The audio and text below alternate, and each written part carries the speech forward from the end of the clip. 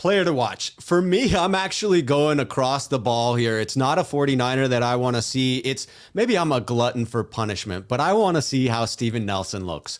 I want to see how the guy that we could have been plugging in on our side of the ball this week looks on the opposite side of the ball. And I do think that the 49ers should look to push the ball a little bit. The Eagles are going to try to sell out to stop the run. I would play up close to the line of scrimmage. I would certainly take advantage of the fact that Jimmy traditionally throws underneath over the middle. So try to push deep, try to test those cornerbacks. I don't think that the Falcons really did a great job of it last week. Scheme took it away, but the 49ers can suck up that defense and then beat them over the top. I'm going to say the player to watch. I'm going to pick an Eagles player too. I'm going to go Niners here. I'm going to say Trent Sherfield. Here. I don't think Debo's going to be able to do what he did to Jeff Okudah. That beautiful touchdown catch down the field where he adjusted and Okudah couldn't find the ball. Darius Slay's a whole lot better than him. I think Slay can cover Debo downfield. Debo's going to be involved more as like in the running game, I would think, and on short stuff, manufactured. It's going to be tough for him to get open, I think. And then Kittle, I think, is going to get bracketed. Eagles, it just seems so obvious. Let's put our number one on Debo. He had 12 targets last week. Let's bracket Kittle and let's see what we do. And plus, they're thinking, well, they don't even like Ayuk. And they may not, but they really do like Trent Sherfield. And there's one or two things Kyle could do here. He said, we're setting everyone up on the okie doke. Everyone thinks we don't like Ayuk. Now we're going to go to Ayuk today. I don't think I think Kyle is Mr. Double Down. And if he says Trent Sherfield is the truth, he means it. And this could be an opportunity for him to say, look, again, nothing against Brandon Ayuk, but this is why I'm doing what I'm doing. And instead of having wild shifts week by week based on what the fans want me to do, I'm going to stick to my guns and show you that Trent Sherfield is everything that I'm saying he is. So I'm not saying 10 targets for Sherfield, but maybe a crucial target early, like last year, maybe another touchdown, maybe a big play. Trent Sherfield.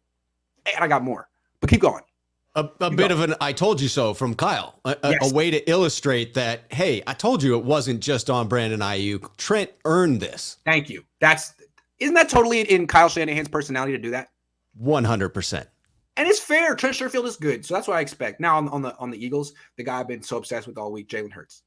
Jalen Hurts is so interesting to me because he looked good week one. And then in retrospect, why did he go at 54th? Why did he go mid-second round? Like the Niners took Brandon Ayuk over Jalen Hurts.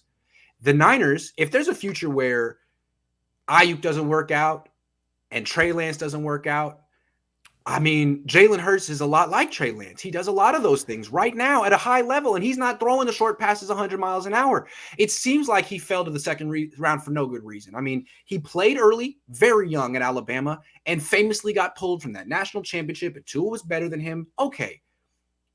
Then he went to Oklahoma and had a very good season. And really, his numbers and efficiency were right there with Kyler Murray's. Kyler wins a national championship. Kyler wins the Heisman and goes 1. Hertz doesn't win the Heisman, goes 54th. Is there a 54 slot difference between them? I think they're actually very similar. And Kyler didn't play those 2 years. He was hanging around. He was a backup.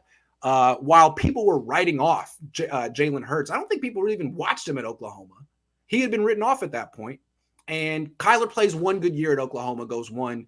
Hurts plays one good year at Oklahoma, goes 54th. I think the Eagles have a steal. He does a lot of the things that Kyler Murray does without as strong of an arm. I'm really eager to watch it. It's one of those interesting scenarios where once a quarterback doesn't go at a certain point in the draft, he becomes a steal. I mean, You look at the Packers getting Aaron Rodgers falling into their laps. Sometimes the draft just breaks out in a way where a player who should have gone to a quarterback needy team didn't, because those teams had other holes as well. And now all of a sudden the Eagles are the beneficiary of that because this guy has slipped well past where his talent should have dictated he be taken.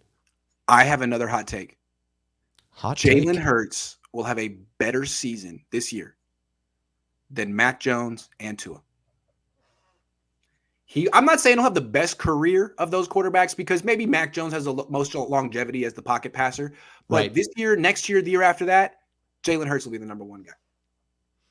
Statistically speaking. And all my hot takes work out. I'm always right when I go out on a limb, so keep that in mind. Yeah, I've never seen anyone pull a receipt that had anything but 100% accuracy. And if you saw anything else, it was 100% photoshopped. I just want to say that.